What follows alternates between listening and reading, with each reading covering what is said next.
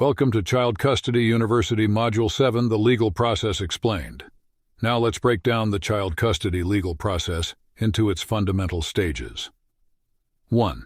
The initiation of the process, filing the petition. The process kicks off when one parent decides to seek custody or modify an existing arrangement. They file a legal document known as a petition with the family court. This document outlines their requests and the reasons behind them. The other parent will be served by a process server triggering a timeline for a legal response. This is what we can help you with. Once you know, it is simple. 2. Response and counterclaim. The other parent, upon receiving the petition, must respond. They file a response with the court, either agreeing or disagreeing with the statements made in the petition. In some cases, the responding party might introduce a counterclaim, expressing their own requests and concerns. Often, formatted paperwork is available in a county court assistance office. We do have formatted forms for you to use. 3. Temporary orders. To address immediate concerns. While the case progresses, the court may issue temporary orders. These can cover issues like temporary custody arrangements, visitation schedules, and child support. These are often served simultaneously with the initial petition. This can seem overwhelming, especially if you do not understand what is happening. 4. Mediation. Before heading to a trial, both parties may engage in mediation. A neutral third party, the mediator, assists them in reaching a mutually acceptable agreement. The goal is to avoid a full-blown trial and find common ground that considers the best interests of the child. There is usually plenty of time to work this out, as the entire process will take several months. 5. Discovery. If mediation doesn't lead to an agreement, both parties enter the discovery phase. This involves exchanging relevant information and evidence, ensuring transparency, and preventing surprises during the trial. There is a deadline for this process to take place. If you have an attorney, they will take care of this. If you do not, we definitely recommend coaching, so you can become aware of your responsibilities in the process. 6. Pre-trial conference. Before the trial, there may be a pre-trial conference. This is a meeting between the parties and the judge to discuss the case, streamline the issues, and possibly encourage a settlement. Many cases settle at this time. It often happens just a few weeks prior to the trial. 7. Hearings. During various stages of the process, there may be hearings where the judge addresses specific issues. These can include temporary custody arrangements, visitation schedules, or any disputes that require immediate attention. They are like mini trials on issues that will all have impact on the final trial and custody of the children. 8. The trial. If all attempts at resolution fail, the case proceeds to trial. Here, both parties present their cases in full, including witnesses, evidence, and legal arguments. The judge carefully considers the presented information to make a final decision. 9. Final orders. After the trial, the court issues final orders. These orders legally dictate the custody arrangements, visitation schedules, and any child support obligations. They represent the court's decision on the best interests of the child. You may or may not know the outcome immediately after the trial. The decision can take about 4 weeks to be received in the mail. 10. Post-judgment proceedings. Even after the court issues final orders, circumstances may change. Either party can seek modifications to custody arrangements if they can demonstrate a substantial change in circumstances. Until the children become adults, the process is not really over because evidence is always being created and collected. Remember, the child custody legal process can vary based on jurisdiction, and the complexity may increase depending on the specific circumstances of each case. It's crucial for both parties to seek legal advice and possibly representation to navigate this process effectively. The overarching goal of the entire process is to ensure the well-being and best interests of the child involved. That is the overall process. Now we will focus on specific motions that may be filed during the case to influence the outcome of the final decision at trial, and deal with immediate concerns throughout the process. In the complex arena of child custody cases, Legal motions serve as strategic tools, wielded by attorneys to navigate the often tumultuous path toward a resolution. Each motion is a chess move, a legal maneuver aimed at achieving a specific outcome. Let's delve into the nuanced landscape of possible motions in a child custody case, unraveling the meaning and implications behind each one. 1. Motion for temporary orders. What it means. This motion seeks to establish temporary arrangements for child custody, visitation, and support during the course of the case. It's a way to address immediate concerns while the case is ongoing. 2. Motion for custody evaluation. What it means. This motion requests the court to order a comprehensive evaluation of the family's circumstances by a neutral third party, often a mental health professional. The evaluation aims to provide the court with insights into the best interests of the child. 3. Motion for modification of custody. What it means. If circumstances have substantially changed since the initial custody order, this motion seeks to modify the existing arrangement. Common grounds include changes in parental fitness, relocation, or the child's preferences. 4. Motion for contempt. What it means. When one party violates a court order related to custody, visitation, or support, the other party can file a motion for contempt. It asks the court to enforce the existing order and may result in penalties for the non-compliant party. 5. Motion for mediation. What it means. Instead of heading to court, this motion proposes resolving disputes through mediation. A neutral third party assists the parents in reaching a mutually acceptable agreement, fostering communication and cooperation. 6. Motion for psychological evaluation. What it means. This motion seeks a thorough psychological evaluation of one or both parents to assess their mental and emotional well-being. The results can influence custody decisions, especially in high-conflict cases. 7. Motion for restraining order. What it means. In situations involving domestic violence, abuse, or threats, a party may file a motion for a restraining order to protect themselves and the child. This order can limit contact and proximity between the parties. 8. Motion for emergency custody. What it means. In urgent situations, such as cases of immediate danger to the child, this motion requests the court to grant temporary custody to the filing party without waiting for a full hearing. 9. Motion for change of venue.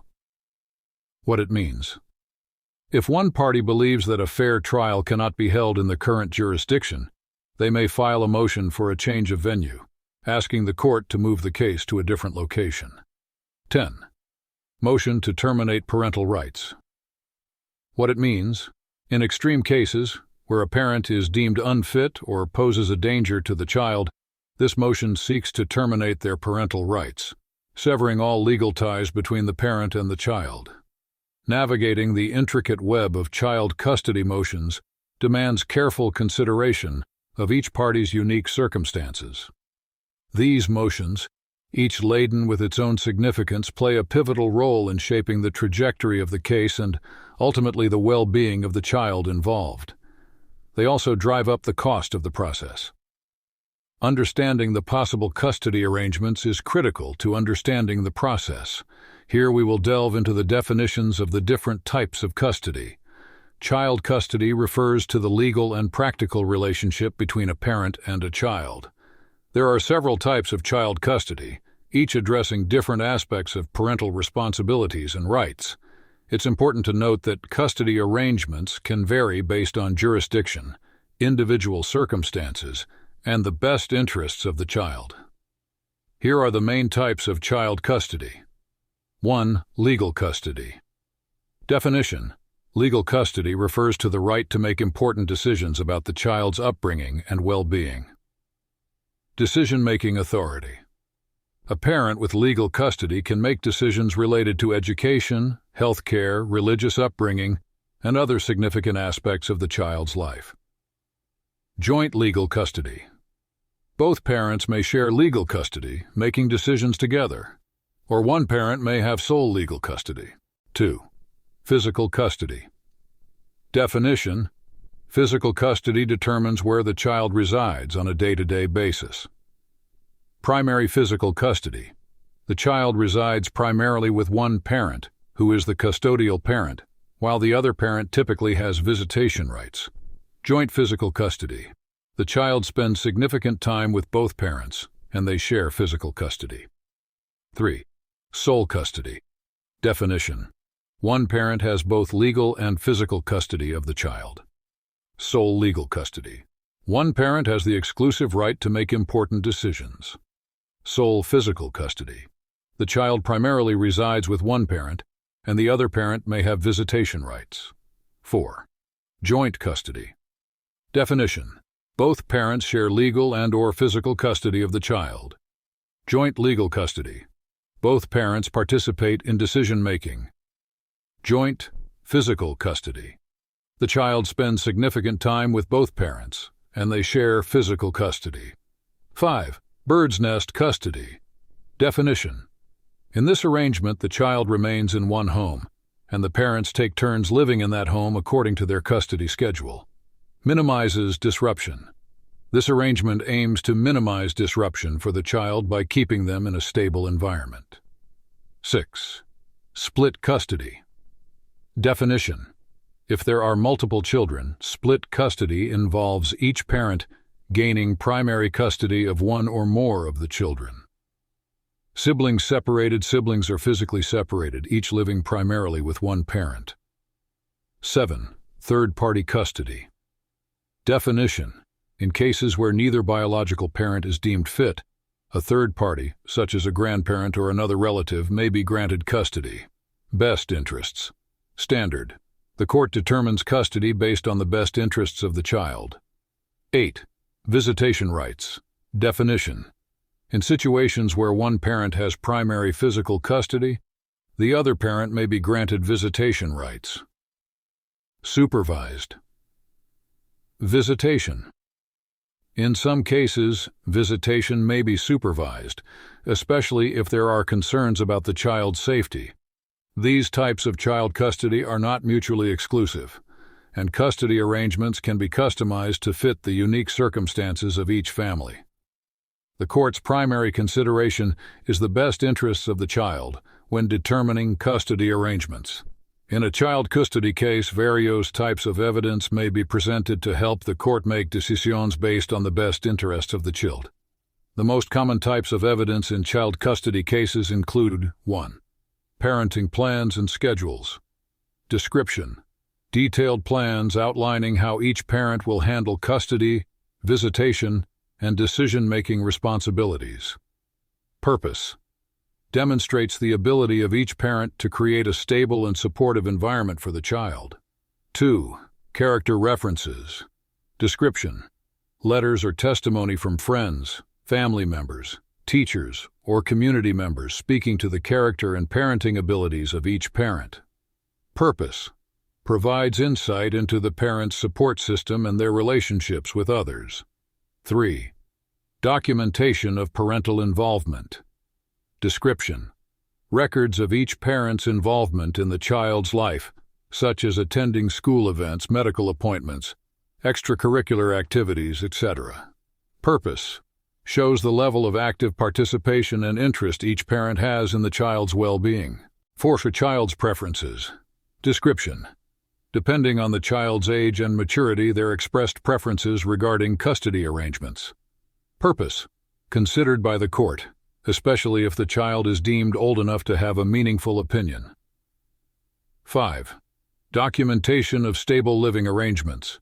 Description: proof of stable housing, financial stability, and a suitable environment for the child. Purpose: assures the court that the child will have a secure and supportive living situation. 6. Records of parental conduct. Description: documentation of any relevant behavior, such as criminal records, history of domestic violence, substance abuse issues, etc.